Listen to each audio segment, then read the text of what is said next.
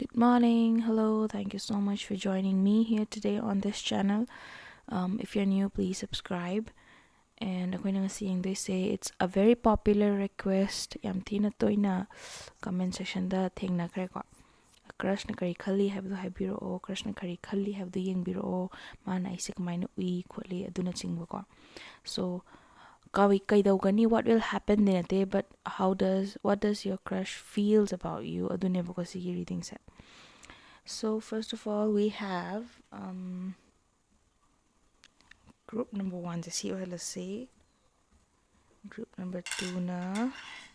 sige so let's see, and then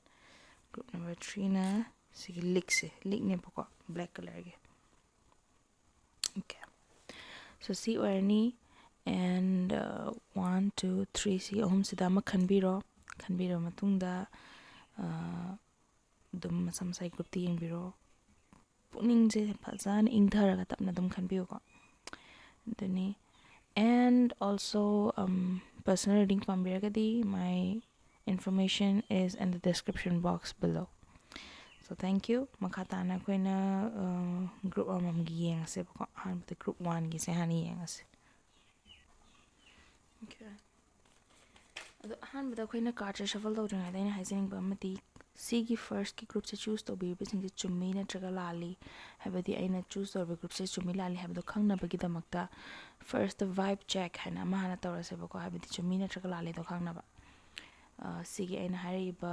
hojik first ki vibe check se to do se aina card se khara thadarani ko yengani aduga yem kan se si yeng do se group A sina first ki se choose to be bising sina kari phauge habado ko crush ki damakta kai phauri hojik se habado adu kari gumba chumba taragadi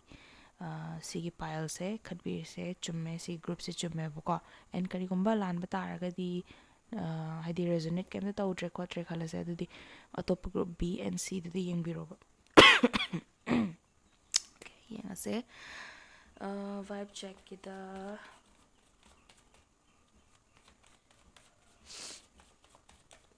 no cards se ta biro. Okay.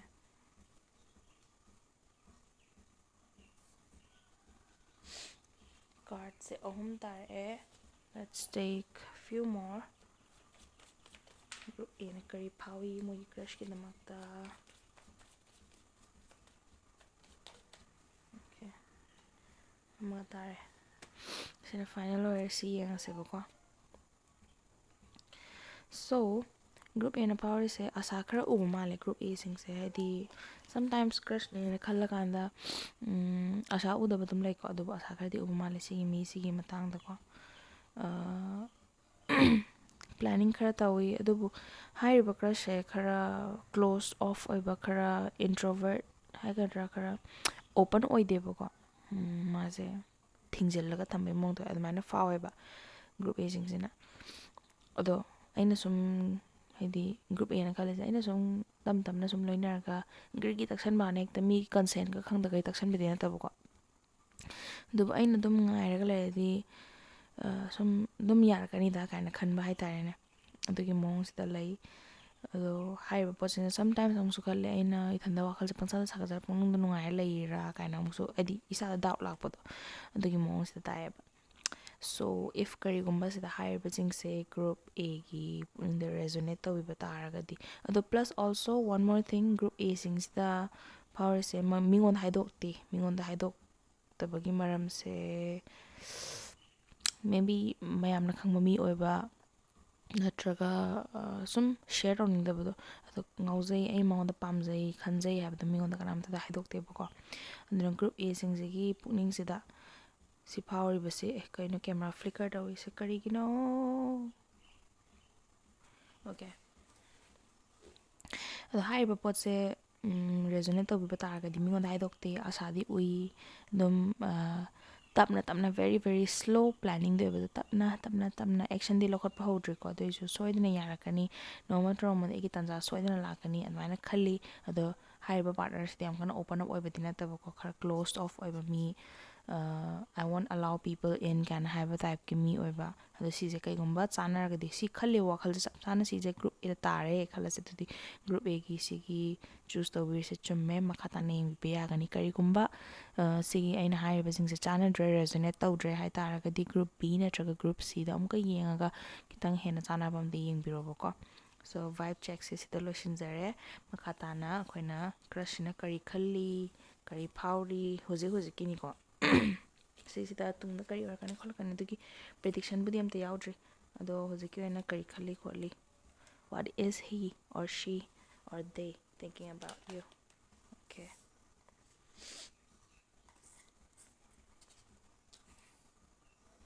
ꯌꯦꯡꯁꯤ ꯀꯥꯔꯗꯁꯦ ꯃꯊꯟꯇ ꯇꯥꯔꯛꯄꯅꯤ ꯌꯦꯡꯗꯣꯏꯁꯦꯀꯣ let's take 10 cards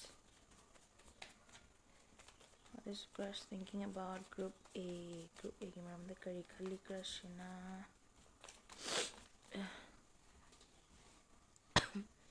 ꯂꯣꯛꯁꯨ ꯊꯨꯡꯉ ꯃꯥꯜꯂꯦ ꯇꯧꯔꯤꯁꯦ ꯑꯩ ꯏꯁꯥꯁꯨ ꯈꯪꯖꯍꯧꯗ꯭ꯔꯦ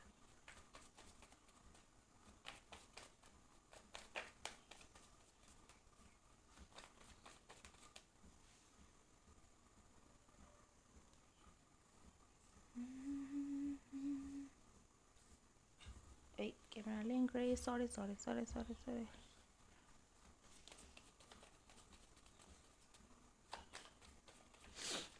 ꯀꯔꯤ ꯈꯜꯂꯤ card ꯇꯥꯁꯛꯄꯤꯔꯣ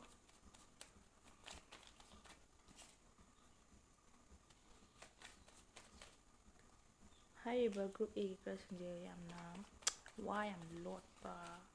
ꯍꯥꯏꯗꯤ ꯃꯥ ꯂꯣꯠꯂꯤꯁꯦ ꯖꯁꯠ ꯐꯤꯂꯤꯡꯁ ꯈꯛꯇ ꯅꯠꯇꯦꯕ ꯃꯥꯁꯦ ꯑꯗꯨꯝ ꯃꯁꯥꯒꯤ ꯋꯥ ꯂꯣꯠꯄ ꯌꯥꯝ ꯍꯩꯅꯖꯕ ꯃꯤ ꯑꯗꯨꯒꯨꯝꯕ ꯃꯥꯜꯂꯦꯕꯀꯣ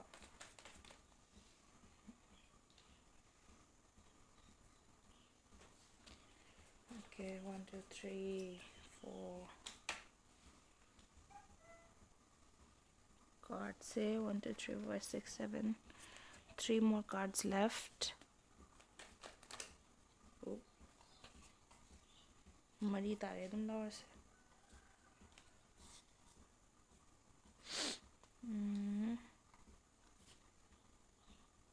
okay so ꯁꯤꯡꯁꯤꯅ ꯁꯤꯆꯨꯋꯦꯁꯟꯁꯤꯗꯒꯤ ꯂꯥꯞꯊꯣꯛꯅꯤꯡꯕꯒꯤ ꯃꯑꯣꯡꯁꯦ ꯇꯧꯋꯦꯀꯣ ꯃꯣꯏꯁꯨ ꯑꯁꯥꯁꯦ ꯎꯗꯕꯗꯤ ꯅꯠꯇꯦ ꯎꯔꯤꯅꯦꯕ they see some kind of hope ꯁꯤꯒꯤ ꯁꯤꯆꯨꯋꯦꯁꯟꯁꯤꯗ ꯑꯗꯨ ꯑꯣꯏꯔꯒꯁꯨ ꯃꯣꯏꯒꯤ ꯋꯥꯈꯜꯁꯤꯗ I don't deserve this ꯍꯥꯏꯕꯒꯨꯝꯕ ꯑꯃ ꯐꯥꯎꯕ ꯃꯥꯜꯂꯦꯀꯣ ꯂꯥꯞꯊꯣꯛꯅꯕꯒꯤ ꯄ꯭ꯂꯥꯟ ꯑꯣꯏꯅ ꯁꯤꯜꯂꯦ ꯍꯥꯏꯗꯤ ꯒ꯭ꯔꯨꯞ ꯑꯦꯁꯤꯡꯁꯤꯅ ꯀꯃꯥꯏꯅ ꯅꯛꯁꯤꯟꯖꯒꯦꯅ ꯄ꯭ꯂꯥꯟ ꯁꯤꯜꯂꯦꯀꯣ ꯑꯗꯨꯒ ꯒ꯭ꯔꯨꯞ ꯑꯦ ꯈꯔꯁꯤꯡꯁꯤꯅ ꯀꯃꯥꯏꯅ ꯂꯥꯞꯊꯣꯛꯁꯤꯒꯦꯅ ꯄ꯭ꯂꯥꯟ ꯁꯤꯜꯂꯦꯕ ꯃꯣꯏꯁꯦ ꯋꯥꯈꯜꯁꯦ ꯀꯌꯥ ꯂꯦꯞꯀꯟꯗꯕꯒꯨꯝꯕ ꯇꯥꯏꯞꯀꯤ ꯃꯤ ꯑꯣꯏꯗꯣꯏꯔꯥ ꯈꯪꯗꯦꯀꯣ ꯋꯥꯈꯜꯁꯦ ꯁ꯭ꯇꯦꯕꯜ ꯑꯣꯏꯕ ꯉꯝꯗꯕ ꯀꯃꯤꯠꯃꯦꯟ ꯄꯤꯕ ꯉꯝꯗꯕ ꯑꯗꯨꯒꯨꯝꯕ ꯃꯤ ꯉꯁꯤꯐꯥꯎ ꯃꯅꯨꯡꯗ ꯃꯣꯏꯁꯦ ꯀꯃꯤꯠꯃꯦꯟꯁꯨ ꯑꯝꯇ ꯄꯤꯔꯛꯇ꯭ꯔꯤꯕ ꯑꯣꯏꯔꯝꯕꯁꯨ ꯌꯥꯏ ꯈꯔꯒꯤ ꯑꯣꯏꯔꯝꯕ ꯌꯥꯏꯀꯣ for some situations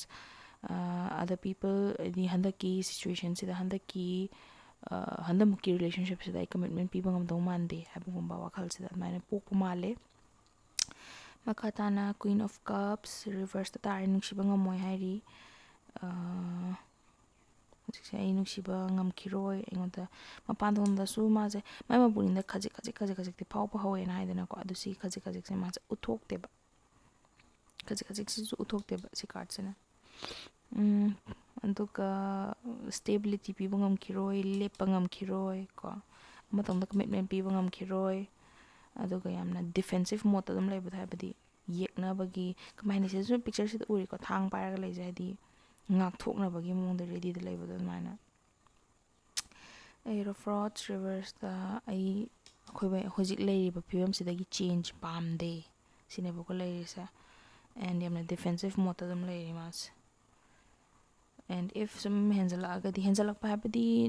ꯒ꯭ꯔꯨꯞ ꯑꯦꯁꯤꯡꯁꯤꯅ ꯌꯥꯝ ꯍꯦꯟꯖꯜꯂꯦ ꯍꯥꯏꯕꯒꯤ ꯋꯥꯗꯤ ꯅꯠꯇꯕ ꯑꯗꯨ ꯑꯣꯏꯔꯒꯁꯨ ꯀꯩꯒꯨꯝꯕ ꯁꯤꯆꯨꯋꯦꯁꯟꯁꯦ ꯑꯩꯅ ꯀꯟꯇ꯭ꯔꯣꯜ ꯇꯧꯕ ꯉꯝꯃꯛꯇ꯭ꯔꯦ ꯀꯩ ꯍꯥꯏꯅꯤ somehow go with the flowꯗ ꯁꯨꯝ ꯆꯠꯄꯗ ꯔꯤꯂꯦꯁꯟꯁꯤꯞꯇ ꯂꯥꯛꯇꯣꯔꯦ ꯀꯥꯏꯅꯒꯨꯝꯕ ꯑꯗꯨꯒꯨꯝꯕꯒꯤ ꯐꯤꯕꯝ ꯌꯧꯔꯛꯑꯒꯗꯤ ꯃꯥ ꯆꯦꯟꯈꯤꯅꯦꯕ ꯑꯩ ꯆꯦꯜꯂꯒꯦ ꯍꯥꯏꯅ ꯔꯦꯗꯤ ꯂꯩꯕꯗꯣ not ready for loveꯅꯦ ꯃꯥ ꯍꯧꯖꯤꯛ ꯂꯩꯔꯤꯁꯦꯀꯣ ꯑꯗꯨꯅꯤ ꯃꯥꯏ ꯋꯥꯈꯜꯁꯤꯗ ꯌꯥꯝ ꯀꯟꯅ ꯐꯕ ꯅꯨꯡꯉꯥꯏꯕ ꯇꯥꯕꯗꯤ ꯅꯠꯇꯦ ꯑꯗꯨꯕꯨ ꯍꯧꯖꯤꯛꯀꯤ ꯑꯣꯏꯕ ꯋꯥꯈꯜꯂꯣꯟꯅꯤ ꯁꯤꯗꯤ ꯑꯦꯅꯤ time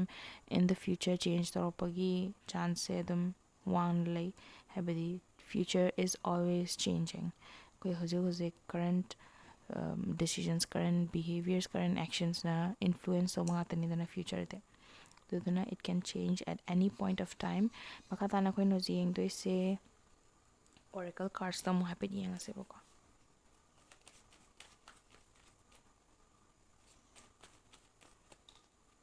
okay sabun nam ta te lo ko lage release your ex hairine magi oidong male ko or even this is the energy reverse to bagi chance dum ne ado kana gumba ma ex da wakal je pallaga lebagi mo se tawi new love heart to heart conversations just one more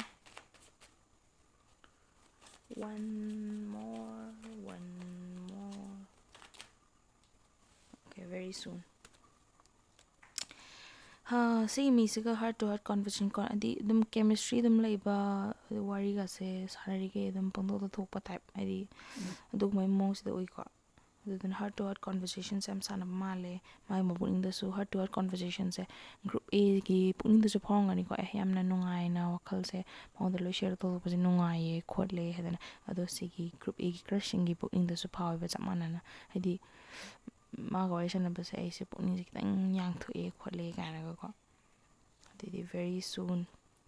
maybe my wakal olok pagi chances leba male hoje ma ready oidri hena khalaga so maybe in the future ma khalak pa yai bako mathang the new love a new person has stirred your romantic feelings magi mabuning sida no ba ma fore mabuning phawdi phawra ine du ma I'm not ready for a relationship enga mo ne chela ga so phanam chela ga so yar mana ngamdre se maybe magi ex ki wakal da or even hojik se chamam nar ga ram ba yai ko magi relationship status se or move on to mangam da ba adugum bagi fivam se male ba ko dini makha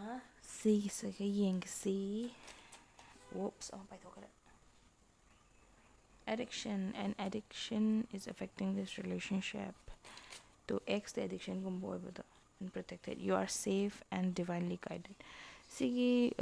path sida you are guided you are divinely guided ko adutuna aise shoira bra chali se koli se habadu kan bi ganu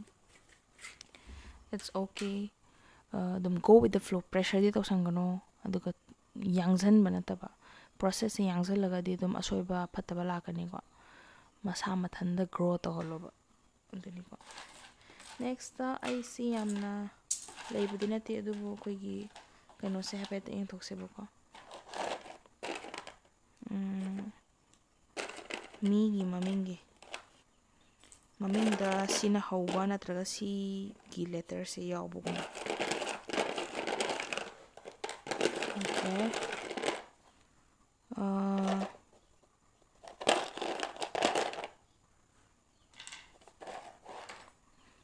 A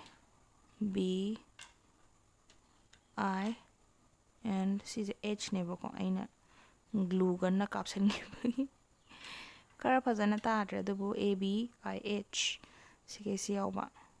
V O maybe even N U sige lere ko so thank you for joining me in this reading and mathangda khoi group B mu tawrse okay so group B sida ahamba da koin to this vibe check have a section jima ying biro bako vibe check sida sida kamai to dono habada som ge ena card kra thadar ani shuffle to raga si thadar pa cards ena para pa kanda simak feel to biba taraga di crush ki damak to ko dudi choose to biba pile se achum boy doine ba khoi gi kai gumba lan taraga di group A na group C da orambe ai ko som gi group sa adana si ying biro ama vibe check sida how do you feel about your crush group B sina kamaina kari fawi kumari crush ki damakta kari fawi okay card se kara yang se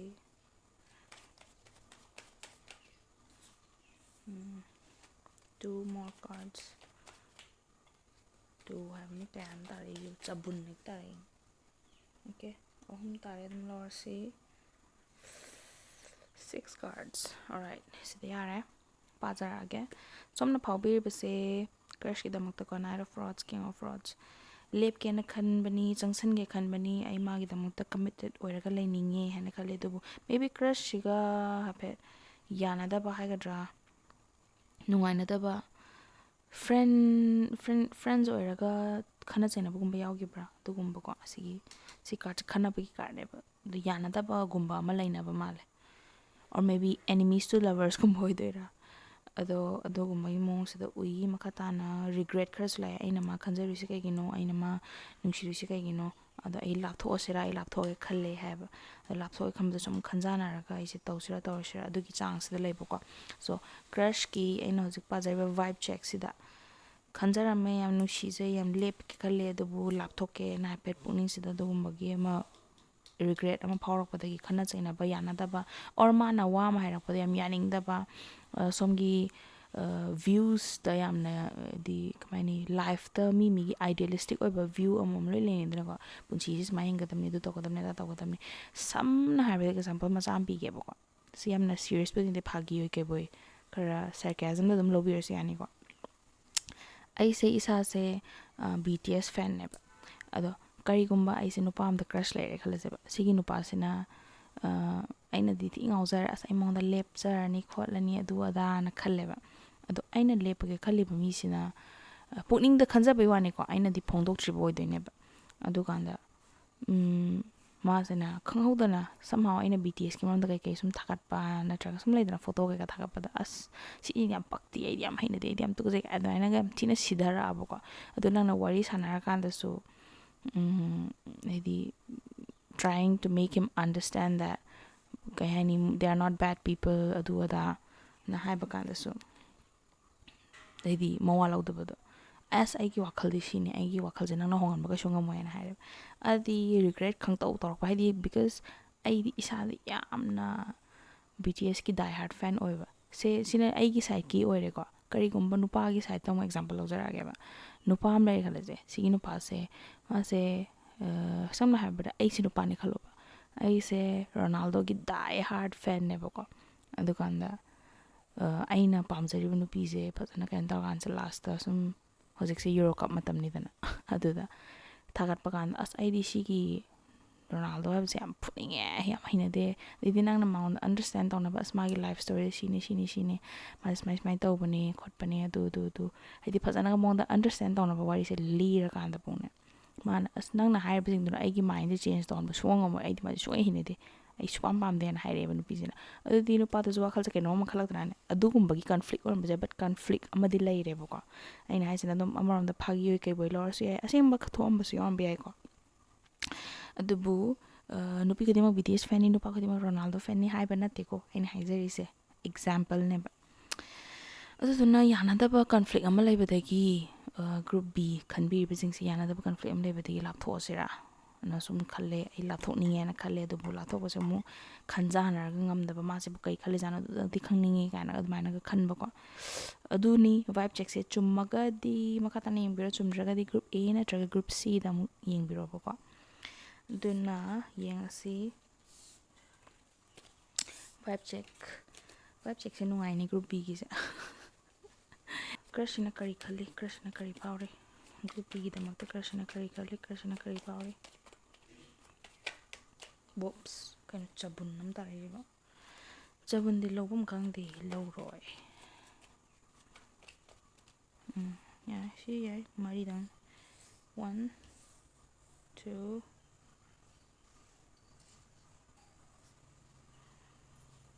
3 4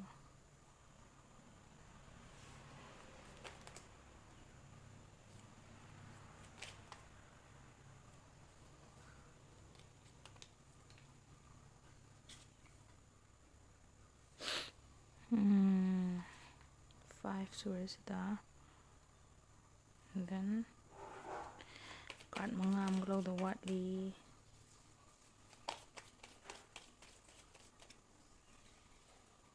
card 5 ꯑꯃꯒ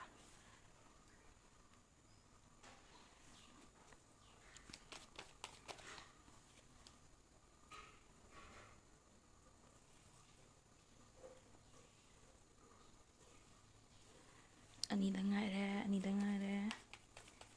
2 more cards. Okay.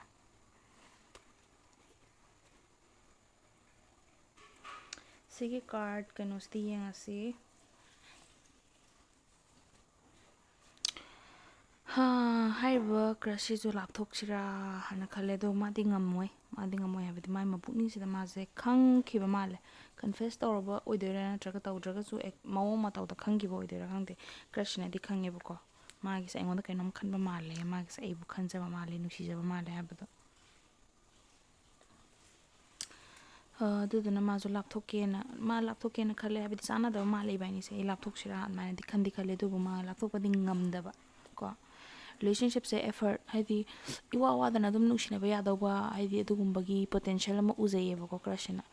relationship as yam waraga yam effort thadaraga yam matam thadaraga nushinagadabane dukanda successful ogadabane hainei go mina adubu haiba si relationship se di iwa wadana yamna phasana panungda nungaira sakhiba adugumbagi relationship se oidaw male na khale mai mabukningda ju phawba hore ko hapet hore kabak page of cups aduduna somna habidi group B singsina tawraiba behavior gi matungina masu dum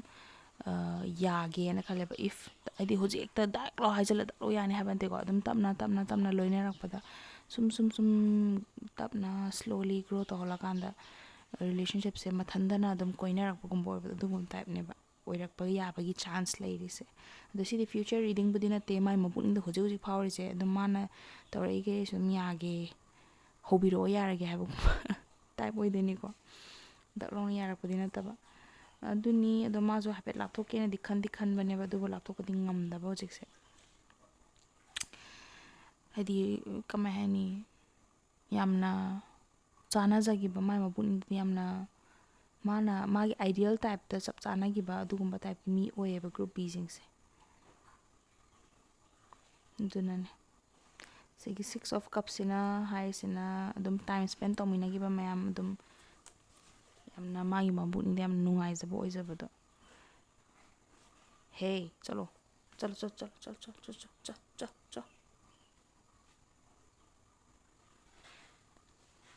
tuni mana group B se yamna kano ina uzai ko queen of pentacles queen of coins pesa nungsa wat tabi hagadra natraga yamna hayeng adi yamna prosperous obe yamna matik saba nupi haitare ne adumaina uyeba dugai leire duni laptop khalajo laptop ngamde ai hodong macha se chalo haiba tawno chalo saida chalo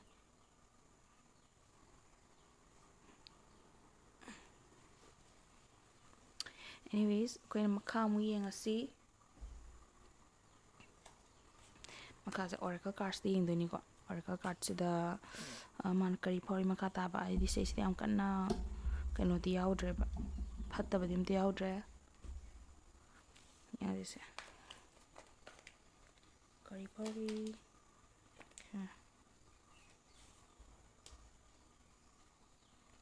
trust you deserve love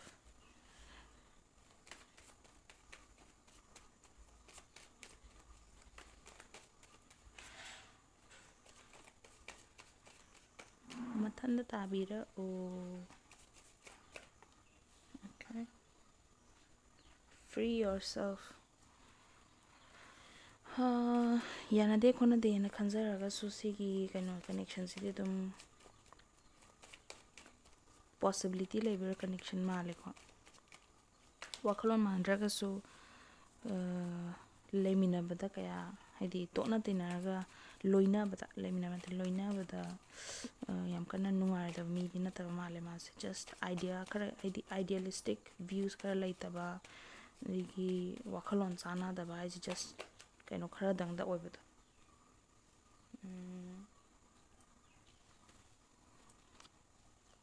okay free yourself haidi aina khanjaba opinion khara danga manadaba idamakta admaina khangano haina tari bako you deserve love and then children your love life is being affected by children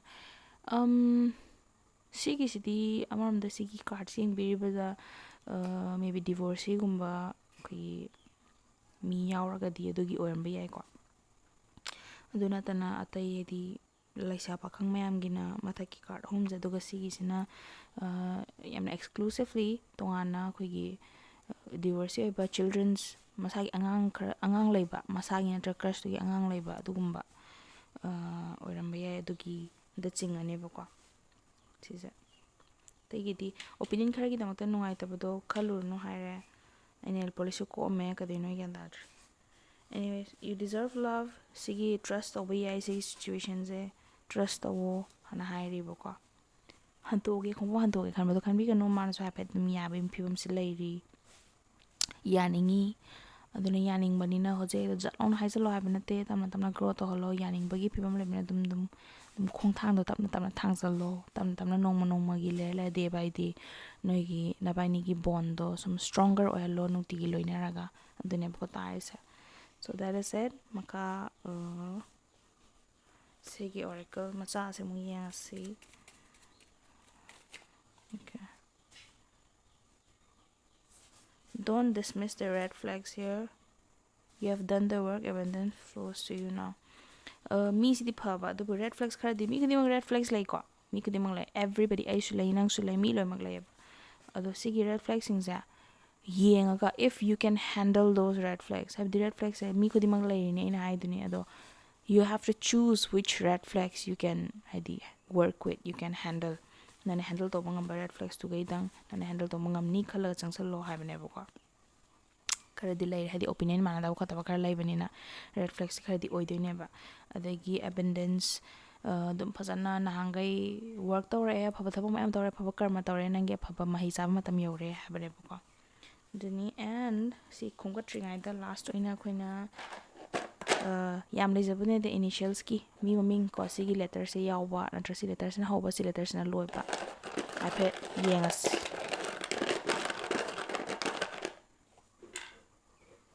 ꯁꯤ ꯂꯧꯈꯠꯂꯒꯦ, ꯁꯤ ꯂꯧꯈꯠꯂꯒꯦ. O W A D ꯁꯤꯒ ꯌꯥꯎꯕꯀꯣ. O W A D.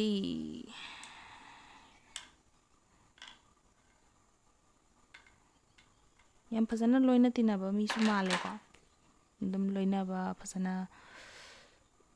Contact ꯂꯩꯕ ꯍꯥꯏꯇꯥꯔꯦ. ꯁꯨꯀꯧ ꯀꯧꯅꯗꯕꯒꯤꯗꯤ ꯁꯤꯒꯤ ꯔꯤꯗꯤꯡꯁꯦ ꯆꯥꯟꯅꯈꯤꯗꯕꯁꯨ ꯌꯥꯏꯀꯣ. ꯀꯧꯅꯗꯕ ꯁꯨꯝ ꯂꯥꯞꯇꯛꯅ ꯑꯗꯨꯝ ꯉꯥꯎꯖꯕꯗꯣ. ꯑꯗꯨꯅꯤ ꯒ꯭ꯔꯨꯞ ꯕꯤꯒꯤ ꯁꯤꯁꯤꯗ ꯁꯤꯗ ꯂꯣꯏꯁꯤꯟꯖꯔꯦ. ꯒ꯭ꯔꯨꯞ ꯁꯤꯒꯤ ꯑꯃꯨꯛ ꯌꯦꯡꯉꯁꯤ. ꯑꯣꯀꯦ, ꯒ꯭ꯔꯨꯞ ꯁꯤꯒꯤ ꯁꯤꯂꯦꯛꯁꯤꯅꯤꯀꯣ.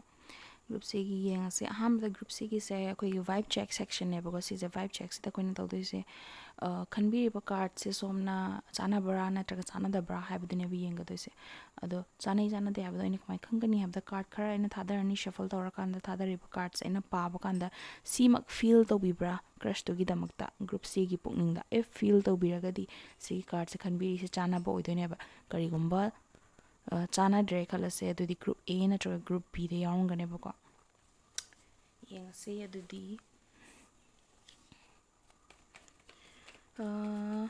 ꯀꯔꯤ ꯐꯥꯎꯏ ꯒ꯭ꯔꯨꯞ ꯁꯤꯅ, ꯀꯔꯤ ꯐꯥꯎꯏ ꯃꯥꯒꯤ ꯀ꯭ꯔꯁꯀꯤꯗꯃꯛꯇ. ꯀꯥꯔꯠ ꯈꯔ ꯊꯥꯗꯕꯤꯔꯛꯑꯣ.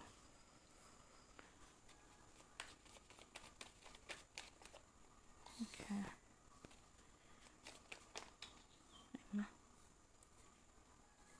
Kayno, untin yam tahi.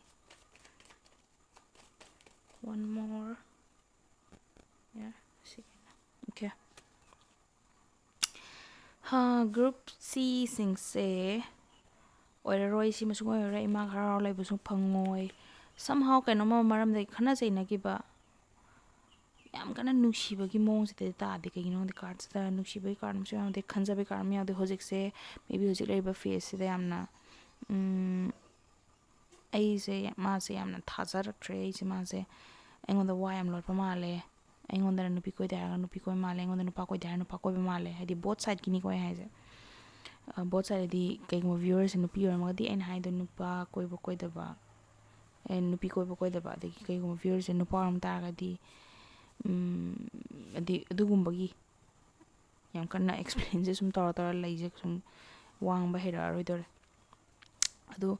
ꯑꯗꯨꯛꯀꯤ ꯃꯇꯤꯛ ꯗꯤꯁꯇ꯭ꯔꯁ ꯂꯩꯕ ꯔꯤꯂꯦꯁꯟꯁꯤꯞ ꯍꯥꯏꯗꯤ ꯀꯅꯦꯛꯁꯟ ꯍꯥꯏꯇꯥꯔꯦ ꯔꯤꯂꯦꯁꯟꯁꯤꯞꯃꯛꯇꯤ ꯍꯥꯏꯕ ꯌꯥꯗ꯭ꯔꯦꯀꯣ ꯀꯅꯦꯛꯁꯟ ꯃꯈꯥ ꯇꯥꯅ ꯁꯤꯒꯤ ꯀꯅꯦꯛꯁꯟꯁꯤꯗ ꯑꯩ ꯀꯩꯝ ꯇꯥꯏꯝ ꯑꯦꯐꯔꯠ ꯀꯔꯤꯝꯇ ꯊꯥꯗꯅꯤꯡꯗ꯭ꯔꯦ ꯑꯩ I want to pull back my energy from this person ꯑꯩ ꯁꯤꯒꯤ ꯃꯤꯁꯤꯗ ꯌꯥꯝ ꯀꯟꯅ ꯃꯈꯥ ꯇꯥꯅ ꯑꯩ ꯃꯇꯝ ꯊꯥꯗꯅꯤꯡꯗ꯭ꯔꯦ ꯑꯗꯨꯒꯤ ꯄꯨꯛꯅꯤꯡꯗ ꯑꯗꯨꯃꯥꯏꯅ ꯐꯥꯎꯕꯤꯕ ꯃꯥꯜꯂꯦꯕꯀꯣ ꯑꯗꯨꯛꯀꯤ ꯃꯇꯤꯛ ꯅꯦꯒꯦꯇꯤꯞ ꯑꯦꯅꯔꯖꯤ ꯈꯔ ꯂꯩꯔꯦꯕ ꯁꯤꯗ ꯌꯥꯝꯅ ꯂꯕꯤ ꯗꯕꯤ ꯑꯦꯅꯔꯖꯤ ꯑꯇꯩ ꯒ꯭ꯔꯨꯞ ꯑꯇꯩꯗ ꯌꯥꯎꯕ ꯑꯗꯨꯃꯥꯏꯅꯗꯤ ꯌꯥꯎꯗ꯭ꯔꯦꯕꯀꯣ ꯑꯗꯨꯅꯤ ꯑꯗꯣ ꯁꯤꯒꯤ ꯀꯩꯒꯨꯝꯕ ꯆꯥꯟꯅꯕ ꯇꯥꯔꯒꯗꯤ this is your group and let's see what your crush thinks about you. ꯌꯥꯝ ꯌꯥꯅꯗꯕꯒꯤꯁꯦ ꯃꯔꯝ ꯑꯃꯒꯨꯝꯕ ꯂꯩꯈꯤꯕ ꯃꯥꯜꯂꯦ ꯌꯥꯅꯈꯤꯗꯕꯒꯤꯀꯣ ꯌꯦꯡꯉꯁꯤ ꯀ꯭ꯔꯁꯅ ꯀꯔꯤ ꯈꯜꯂꯤ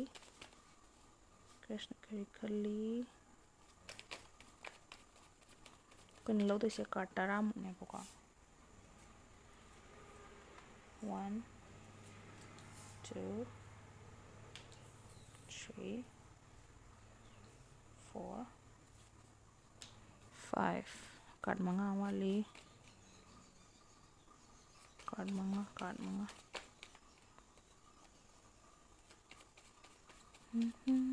ꯀꯥꯔꯠ 5 ꯀ꯭ꯔꯁꯅ ꯀꯔꯤ ꯈꯜꯂꯤ okay only 2 more cards card 2ꯗꯪꯒ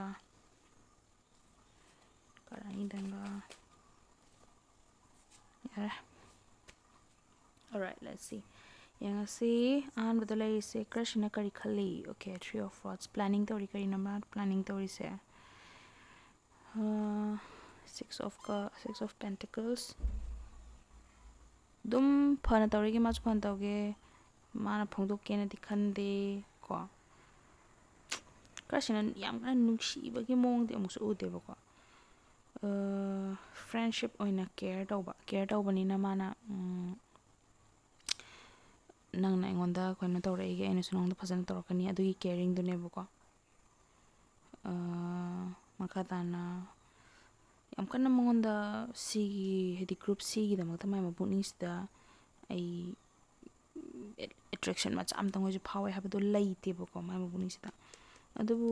ꯃꯥꯏ ꯃꯄꯨꯛꯅꯤꯡꯗ ꯈꯔꯗꯤ ꯈꯪꯕ ꯃꯥꯜꯂꯦ ꯍꯥꯏꯐꯦꯠ ꯃꯥꯅ ꯑꯩꯉꯣꯟꯗ ꯌꯥꯝ ꯐꯅ ꯇꯧꯕꯩ ꯃꯥꯏꯁꯦ ꯃꯔꯝ ꯂꯩꯖꯔ ꯑꯃꯨꯛꯃꯨꯛꯇꯤ ꯈꯟꯖꯥꯟꯅꯕꯗꯣ ꯌꯥꯝ ꯀꯟꯅ ꯇꯣꯏꯅ ꯑꯗꯨꯝ ꯈꯜꯂꯒ ꯂꯩꯕꯗꯤ ꯅꯠꯇꯕ ꯑꯗꯣ ꯃꯔꯛ ꯃꯔꯛꯇ ꯑꯃꯨꯛ ꯈꯜꯂꯦꯕꯀꯣ ꯑꯗꯨ ꯃꯔꯝꯗꯨꯅ ꯑꯃꯨꯛꯁꯨ ꯈꯜꯂꯦ ꯃꯥꯁꯦ ꯑꯩꯁꯤꯕꯨ ꯃꯉꯣꯟꯗ ꯁꯤ ꯋꯥꯁꯦ ꯍꯧꯗꯣꯛꯁꯤꯔꯥ ꯑꯗꯣ ꯑꯉꯥꯡ ꯃꯆꯥ ꯇꯥꯔ ꯇꯣꯛꯀꯗ꯭ꯔꯥ ꯌꯥꯝꯅ ꯀꯩ ꯍꯥꯏꯅꯤ ꯋꯥꯈꯜꯁꯦ ꯌꯥꯝ ꯁꯤꯚꯤꯂꯥꯏꯁ ꯑꯣꯏꯊꯣꯛꯄ ꯍꯩꯇꯕ ꯃꯤꯅꯕꯨ ꯈꯤꯇꯪ ꯐꯅ ꯇꯧꯔꯛꯑꯗꯤ ꯍꯦꯛꯇ ꯅꯨꯡꯁꯤꯔꯕꯅꯦ ꯄꯥꯝꯕꯅꯦ ꯍꯦꯛꯇ ꯈꯟꯒꯟꯕ ꯃꯤ ꯌꯥꯝꯅ ꯋꯥꯈꯜ ꯇꯥꯗꯕ ꯃꯤ ꯇꯥꯔꯗ꯭ꯔꯥꯅ ꯃꯥꯁꯦ ꯍꯧꯗꯣꯛꯄꯁꯨ ꯑꯃꯨꯛ ꯇꯜꯂꯦꯕ ꯑꯗꯨꯅ ꯃꯅꯨꯡꯗ ꯁ꯭ꯇ꯭ꯔꯒꯜ ꯀꯩꯀꯥ ꯂꯩꯕ ꯃꯌꯥꯝꯗꯣ ꯃꯥꯁꯦ ꯂꯣꯏ ꯅꯝꯊꯔꯀꯥꯟꯗ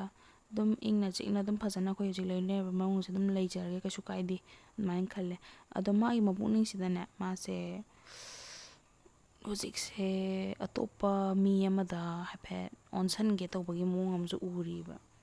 ꯍꯥꯏꯗꯤ ꯃꯥꯒꯤ ꯂꯥꯏꯐꯇ ꯅ꯭ꯌꯨ ꯂꯚ ꯑꯃ ꯂꯥꯛꯄꯒꯤ ꯃꯑꯣꯡ ꯑꯗꯨꯅꯤ ꯑꯗꯨꯒꯤ ꯆꯦꯟꯖ ꯑꯃ ꯈꯪꯂꯥꯛ ꯂꯥꯛꯑꯦꯕꯀꯣ ꯑꯗꯨꯗꯨꯅ ꯃꯥꯁꯦ ꯃꯄꯨꯛꯅꯤꯡꯗ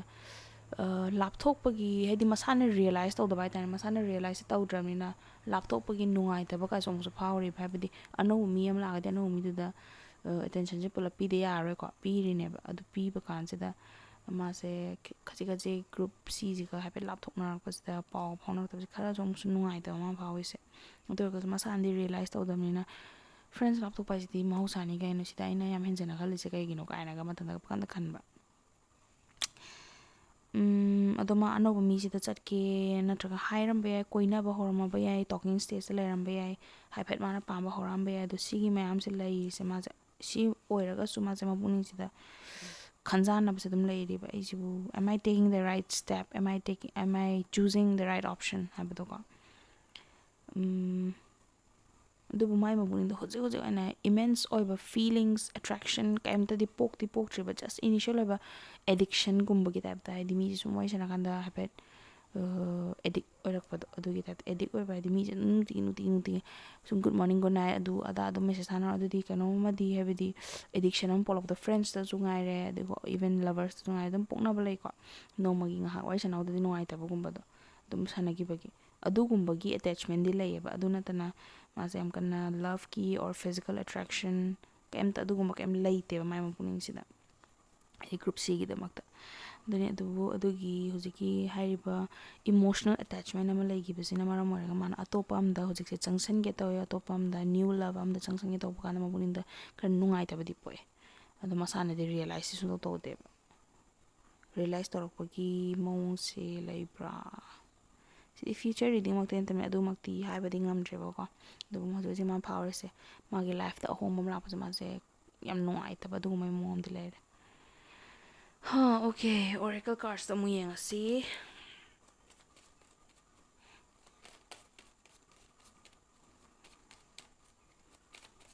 ꯀꯔꯤꯅꯣ ꯇꯥꯕꯤꯔꯛꯑꯣ okay It is safe for you to love ꯍꯥꯏꯕ ꯑꯃ ꯇꯥꯔꯦ make the effort finances and career and one more card ꯀꯩꯅꯣ soulmate ꯁꯤꯒꯤ ꯃꯤꯁꯦ soulmate ꯑꯣꯏꯕ ꯃꯥꯜꯂꯦꯀꯣ ꯍꯥꯏꯗꯤ soulmate ꯍꯥꯏꯕꯁꯦ soulmate-ꯁꯤꯒ ꯁꯣꯏꯗꯅ ꯊꯨꯡꯅꯅꯤ ꯍꯥꯏꯕꯁꯨ ꯈꯔ ꯂꯩꯇꯦ soulmate could be your friend soulmate could be your mother soulmate could be your sister or brother ꯍꯥꯏꯕꯗꯤ ꯌꯥꯝꯅ ꯈꯪꯗꯦ you just feel that connection ꯀꯣ ꯑꯗꯣ ꯁꯤꯒꯤ ꯃꯤꯁꯦ ꯁꯣꯝꯒꯤ soulmate-ꯅꯦꯕ ꯍꯥꯏꯕꯗꯤ ꯌꯥꯝꯅ ꯑꯗꯨꯛꯀꯤ ꯃꯇꯤꯛ ꯆꯥꯟꯅꯕꯗꯣ ꯑꯗꯨꯅꯦꯕꯀꯣ soulmate ꯍꯥꯏꯕ ꯄꯣꯠꯁꯤꯅ ꯑꯃ ꯇꯣꯉꯥꯟ ꯂꯩꯈ꯭ꯔꯦ ꯑꯗꯒꯤ ꯑꯗꯨꯒꯤ ꯃꯈꯥꯗ twin flame ꯀꯥꯏꯅꯒ ꯃꯌꯥꯝ ꯂꯩꯀꯣ ꯑꯗꯣ soulmate-ꯁꯦ ꯍꯣꯏ make the effort ꯃꯥꯅ realize ꯇꯧꯖꯗ꯭ꯔꯒꯁꯨ I think ꯍꯧꯖꯤꯛ ꯀꯩ ꯍꯥꯏꯅꯤ ꯌꯨꯅꯤꯚꯔꯁꯅ ꯍꯧꯖꯤꯛ ꯁꯣꯝꯗ ꯒ꯭ꯔꯨꯞ ꯁꯤꯗ ꯍꯥꯏꯔꯤꯁꯦ make the effort ꯑꯗꯨꯝ ꯆꯪꯁꯜꯂꯣ it is safe for you to love ꯑꯗꯨꯝ ꯆꯪꯁꯜꯂꯣ ꯍꯥꯏꯔꯤꯕꯀꯣ even if ꯃꯥꯅ ꯍꯧꯖꯤꯛ ꯑꯇꯣꯞꯄ ꯈꯪꯅꯁꯟꯈꯤꯕ ꯇꯥꯔꯒꯁꯨ I think ꯁꯨꯝ ꯇꯤꯟꯅꯔꯒ ꯂꯣꯏꯅꯔꯒ he ꯍꯥꯏꯁꯦ ꯀꯩꯒꯤꯅꯣꯅꯦ he ꯅꯠꯇ꯭ꯔꯒ she ꯑꯣꯏꯔꯝꯕ ꯌꯥꯏ so they might be able to realize that ꯑꯩꯁꯦ ꯑꯩꯅ ꯅꯍꯥꯟꯒꯩ ꯁꯨꯃꯥꯏꯅ ꯐꯥꯎꯔꯝꯃꯤꯗꯣ ꯑꯩ ꯍꯧꯖꯤꯛꯁꯨ ꯁꯨꯃꯥꯏꯅ ꯐꯥꯎꯔꯤꯁꯦ ꯑꯩꯁꯦ ꯒ꯭ꯔꯨꯞ ꯁꯤꯁꯦ ꯅꯨꯡꯁꯤꯕꯖꯥꯠꯅꯤꯅꯦ ꯒ꯭ꯔꯨꯞ ꯁꯤꯁꯦ ꯑꯩꯅ ꯈꯟꯖꯕꯖꯥꯠꯅꯤꯅꯦ ꯍꯥꯏꯕ ꯄꯣꯠꯇꯣ ꯔꯤꯌꯦꯂꯥꯏꯁ ꯇꯧꯔꯛꯅꯕꯒꯤꯗꯃꯛꯇ make the effort ꯄꯤꯊꯕ ꯂꯦꯞꯀꯅꯣꯅ ꯍꯥꯏꯔꯤꯕꯀꯣ also finances and career-ꯅ ꯈꯔ ꯏꯁꯨꯒꯨꯝꯕ ꯂꯩꯔꯝꯕ ꯌꯥꯏ ꯁꯤꯒꯤ ꯔꯤꯂꯦꯁꯟꯁꯤꯞꯁꯤꯒꯤ ꯍꯥꯏꯔꯤꯕ ꯀꯩꯅꯣꯁꯦꯀꯣ ꯔꯤꯂꯦꯁꯟꯁꯤꯞꯇ ꯁꯤ ꯀꯅꯦꯛꯁꯟꯁꯦ ꯔꯤꯂꯦꯁꯟꯁꯤꯞ ꯍꯥꯏꯕ ꯌꯥꯗ꯭ꯔꯤ now ꯃꯈꯥ ꯇꯥꯅ ꯁꯤꯒꯤ second set of oracles message ꯅꯦꯀꯣ ꯁꯤꯅ messages from the universe ꯀꯔꯤ ꯂꯩ ꯁꯤ ꯀꯅꯦꯛꯁꯟꯁꯤꯒꯤ ꯃꯇꯥꯡꯗ ꯀꯩꯅꯣꯁꯦ here and now your true love is already part of your life sigi mise true love ne hairi makatana karino put away the computer working less and having more fun will help strengthen the relationship maybe matam yamna thadararoy gen thadagi tabado try to make more efforts it doesn't say to make the effort habam tai ko aduga matam thado have more fun adagi have more fun haina skoi ba chatta ba du yade wari sanabado sadum fun oi ko nungaina phajana amana amade attention se phajana full attention pinaraga wari sanaba sisu it's a way to have fun with each other adune relationship haisigi mahuta connection haibirone ko because koina makti nantramina aduna connection sita phajana connection je strengthen oina bidam the connection gi bond ji kitang hena kankhana bagi damakta matam thado haba time effort thado haba ko thabakta isa je thabakta distract tawraga leraga kai kana doino onsalo phajana kaino tawna hono ona haba duni ko so sigai leire makala khoina aigise yambadi nate dubu mingi initial gi ming se sise yawba yawdaba sise accurate oigini haba leite ko yawba yawdaba just for fun ni sidi the yenga se my ming sina hoba natraga sina loiba natraga marakta magi initial ji si yawba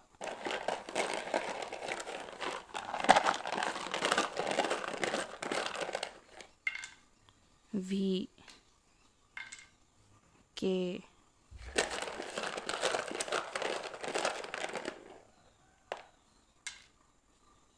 N H